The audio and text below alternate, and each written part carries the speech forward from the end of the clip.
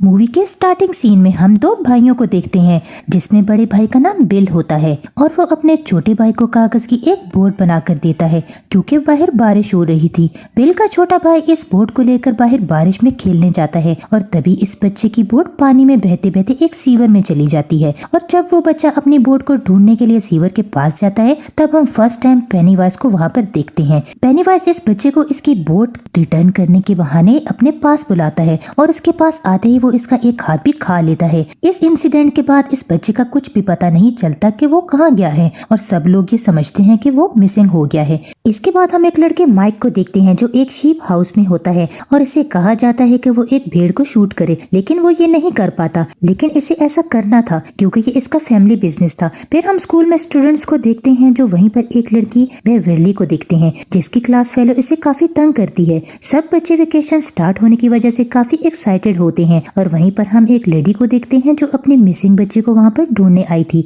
वहाँ पर एक लड़का हेनरी भी था जो नेचर वाइज काफी इल मैनर्ड था और वो बिल और उसकी बाकी फ्रेंड्स को काफी तंग किया करता था। और वहीं पर हम बेवरली की बेस्ट फ्रेंड बेन को भी देखते हैं, वो दोनों आपस में काफी अच्छे फ्रेंड्स होते हैं। दूसरी तरफ बिल जब स्कूल से घर वापस आता है तब इसके फादर इसे काफी डांटते हैं क्योंकि बिल समझता था कि इसका छोटा भाई अभी भी जिंदा है जो सीवर में गिरकर वहाँ से गुजरकर इस जगह पर गिर गया होगा जहाँ पर उसका डेड एंड होता है। लेकिन इसके फादर इसे समझाते हैं कि वो मर चुका है और वो ये सब कुछ करना बंद कर दे क्योंकि इससे इसकी मदर को काफी दुख होगा। माइक जब मीट डिलीवर कर रहा होता है तो वहाँ पर इसे एक डोर मिलता है और इसके पीछे वो काफी अजीबोगरीब चीजें महसूस करता है। डोर के पीछे से काफी लोगों के शाउट करने की आवाजें आती हैं और बहुत से हाथ भी बाहर निकलते हैं और फिर तभी अचानक से वो डोर खुद ब खुद ओपन हो जाता है और वहाँ पर माइक पेनीवाइज को देखता है। इतनी देर में हेनरी अपने फ्रेंड्स के साथ वहाँ पर आता है और माइक को टीज करके वहाँ से चला जाता है। बिल का एक फ्रेंड अपने फादर के ऑफिस में बुक रखने के लिए जाता है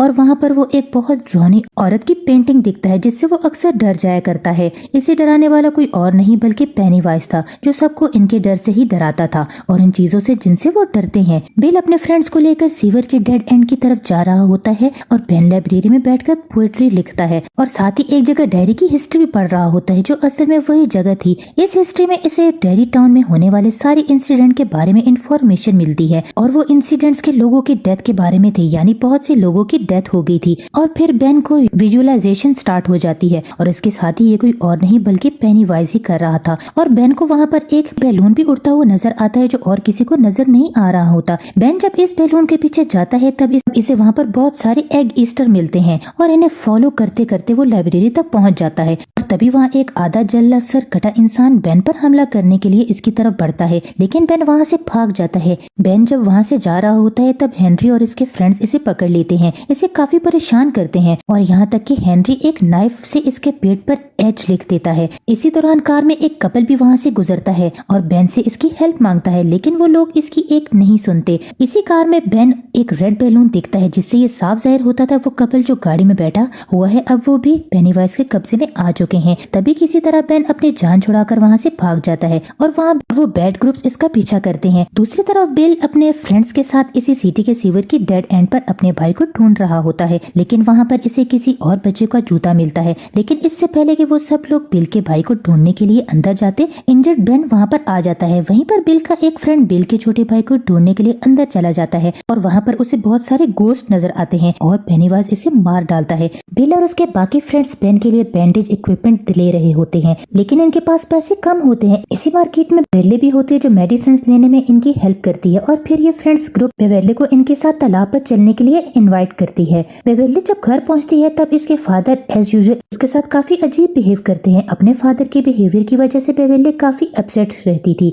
और इस बार तो वो इतनी दुखी होती है कि वो अपने बाल काट लेती है। फिर वो सब फ्रेंड्स और बेवरली तालाब पर काफी एंजॉय करते हैं। ये सब फ्रेंड्स मिलकर बेन के घर जाते हैं और वहाँ पर इसका डेयरी टाउन में रिलेटेड हिस्ट्री कलेक्शन देखते हैं। बेन इन्हें बताता है कि जो लोग इस सिटी में रहा करते थे एक एक करके वो वहाँ से गायब होते रहे, लेकिन अजीब बात तो ये है कि लोगों के गायब होने का कोई भी रीजन, इनकी डेड बॉडी या कोई भी निशान नहीं मिला। बस सिर्फ इस सिटी में ही एक कुएं के पास मरे हुए लोगों के कपड़े थे जो खून से भरे हुए थे और वो वहाँ पर खून खराबा आम हो गया, लेकिन इसके पीछे ये पता नहीं चल सका कि ये कौन कर रहा है। फिर हम बिल के फ्रेंड एडी को देखते हैं जो स्कूल से घर की तरफ जा रहा होता है और रास्ते में वो एक बहुत पुराने घर के सामने से गुजरता है। वो ठीक इसी वक्त इसकी मेडिसिन लेने का टाइम भी हो जाता है और एडी वहाँ पर रुककर अपनी मेडिसिन लेने लगता है और तभी एडी को इस घर से किसी की आवाजें सुनाई देती हैं। वो आवाजें सुनकर एडी काफी घबरा जाता है। वो वहाँ से जाने लगता है। तभी घबराहट के आलम में इसकी मेडिसिन इसके हाथों से गिर जाती है। एडी जब अपनी मेडिसिन उठा रहा होता है,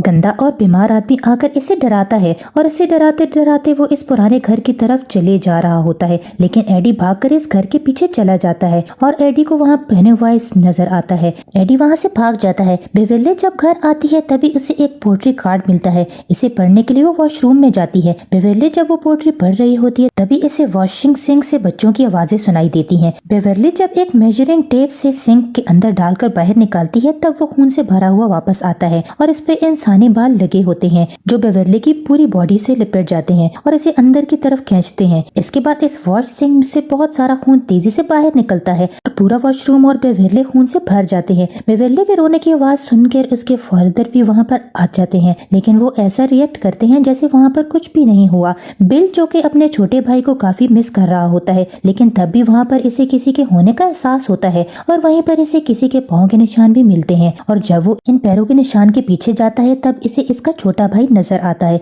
जो इसे बेसमेंट में ले जाता है। पहले बिल का छोटा भाई इसे इमोशनली ब्लैकमेल करता है और फिर देखते ही देखते एक शैतान में तब्दील हो जाता है और तब भी वहाँ पर पेनीवाइज भी आ जाता है जो बिल पर अटैक कर देता है। लेकिन ठीक वक्त पर बिल अपनी जान बचाकर वहाँ से भाग जाता है। फिर बेवर्ली इन फ्रेंड्स को अपने घर बुलाकर इन्हें अपना वॉशरूम दिखाती है। सब बच्चे भी देखते हैं कि वहाँ पर बहुत ज्यादा खून है, लेकिन बेवर्ली सोचती है कि इसके फादर को वो क्यों नहीं नजर आ रहा। फिर वो सब मिलकर वॉशरूम क्लीन करते हैं तो फ्रेंड्स आपस में डिस्कस करते हैं कि कुछ न कुछ तो गड़बड़ जरूर है, क्योंकि इन लोगों के साथ भी कुछ न कुछ अजीबोगरीब हो रहा है और वो जोकर इनको भी नजर आता है। तभी कुछ दूर फासले पर इन्हें हेनरी की कार और माइक की साइकिल नजर आती है और वो माइक को बचाने के लिए फौरन भागते हैं। दूसरी तरफ हेनरी इसके फ्रेंड्स जबरदस्ती माइक को कच्चा गोश्त खिलाने की कोशिश करते हैं और इसे काफी पीटते भी हैं। तभी कुछ फासले पर माइक को पेनीवाइज नजर आते हैं जो एक बच्चे का हाथ खा रहा था और साथ साथ वो माइक को एक अजीब सी स्माइल भी दे रहा था और तभी फौरन वो फ्रेंड्स वहाँ पर पहुंच जाते हैं और हेनरी और इसके फ्रेंड्स पर पत्थरों की बारिश कर देते हैं और वो लोग माइक को सेव कर लेते हैं। फिर वो ग्रुप मिसिंग होने वाले बच्चे की पोस्टर देख रहे थे।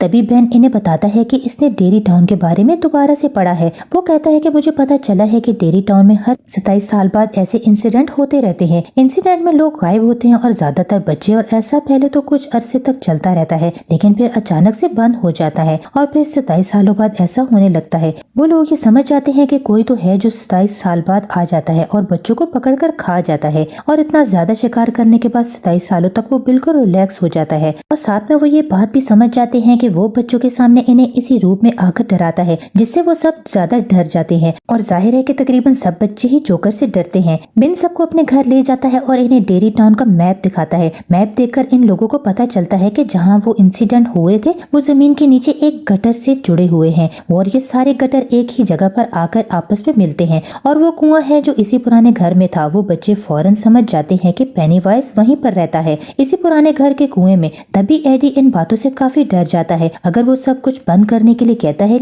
लेकिन अचानक से प्रोजेक्टर अपने आप ऑन हो जाता है और पिक्चर्स खुद ब खुद चेंज होने लगती है। ये देखकर वो लोग काफी घबरा जाते हैं, काफी डर भी जाते हैं और तभी इन पिक्चर्स में बिल के छोटे भाई की पिक्चर भी आती है और तभी पेनीवाइज भी एक पिक्चर की सूरत में इनके सामने आता है और तभी पेनीवाइज इस फोटो से निकलकर इन बच्चों को डराता है। वो सारे बच्चे काफी डर जाते हैं लेकिन बिल डिसाइड करता है कि वो इस पुराने खंडर वाले कुएं में जाएंगे और पेनीवाइज का मुकाबला करेंगे। वो सब बच्चे बिल की बात मानकर इसके पीछे पीछे इसके घर में जाते हैं। बिल कहता है कि हमें इसका मुकाबला करते हुए इसे रोकना चाहिए वरना ये सिलसिला ऐसे ही चलता रहेगा और हो सकता है कि नेक्स्ट इनमें से ही कोई हो जो मिसिंग हो जाए और इस जोकर का शिकार बन जाए। और जब वो लोग इस घर के अंदर जाते हैं तो पेनीवाइज इन्हें विजन दिखाता है और वो एक दूसरे से अलग कर देता है। एडी फिर से इस क्रीपी आदमी से डरकर ऊपर से नीचे गिर जाता है और काफी इंजर्ड हो जाता है। अब फ्रेंड्स में बिल के फ्रेंड्स रिची जो एक रूम में बंद हो जाता है और वहाँ पर बहुत सारे जोकर्स थे और तभी वहाँ पर पेनीवाइज आ जाता है, लेकिन इससे पहले कि वो रिची को कोई नुकसान पहुँचाता बिल बिल्कुल ठीक वक्त पर दरवाजा खोलकर इसे बचा लेता है और फिर पेनीवाइज एडी के पास जाता है, लेकिन इससे पहले कि पेनीवाइज एडी को डराकर मार देता बिल और रिची वहाँ पर पहुँच जाते हैं और पेनीवाइज इन दोनों पर ही अटैक कर देता है और तभी बेवर्ली लोहे की एक रॉड को पेनीवाइज के सर पर दे मारती है जिससे वो जख्मी हो जाता है, लेकिन इसके बावजूद भी वो बच्चों को डराने से पास नहीं आता। वो उन्हें काफी डराता है और अपने बड़े बड़े नाखूनों से वो बेन को जख्मी कर देता है, लेकिन वो सारे बच्चे वहाँ पर एक साथ थे और पेनीवाइज भी इंजर्ड था। तभी पेनीवाइज पेनीवाइज कोई नुकसान पहुंचे बगैर वहाँ से चला जाता है। तभी बिल इसका पीछा करता है और इसे इस कुएं में जाते हुए देख लेता है और तभी वो सब बच्चे इस घर से अपनी जान बचाकर भाग जाते हैं। बिल अपने फ्रेंड्स को कहता है कि वो दोबारा से इस घर में जाएंगे, लेकिन अब वो पूरी तैयारी से आएंगे और बड़ी बहादुरी से वो पेनीवाइज का मुकाबला करेंगे। लेकिन बेवर्ली के अलावा कोई भी इसकी बात मानने को तैयार नहीं होता। वो कहते हैं कि वो लोग वापस वहाँ पर नहीं जाएंगे। बिल का फ्रेंड रिची जब इसे कहता है कि इसका भाई अब मर चुका है, बिल को इस बात पर गुस्सा आ जाता है और इन दोनों में लड़ाई हो जाती है और वो ग्रुप आपस में बिखर जाते हैं। बेवर्ली इन्हें काफी समझाती है कि पेनीवाइज यही चाहता है कि वो सब एक दूसरे से अलग हो जाए, क्योंकि इसे पता है कि अगर वो साथ रहे तो वो इसका मुकाबला कर लेंगे।